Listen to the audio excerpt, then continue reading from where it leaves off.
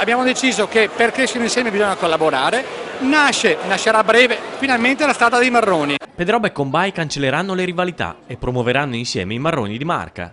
Il prodotto dell'autunno sulle prealpi trevigiani, tipico della storia e della cultura dei nostri territori. A lanciarlo ufficialmente le due Proloco, convinte che solo così un altro prodotto tipico possa affrontare nuovi e redditizi mercati.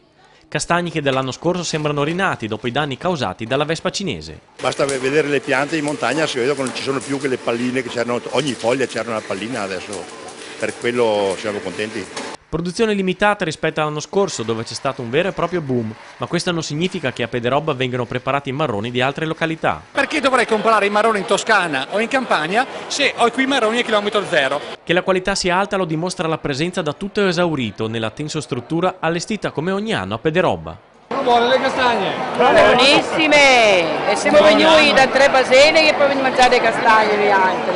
Ma dietro a questi sacchetti c'è lavoro e passione, ma anche inventiva tipica trevigiana, come per questo incidi castagne automatico. È una macchina che ci aiuta. Però non è ancora perfetta, mi dicono. No, è un po' da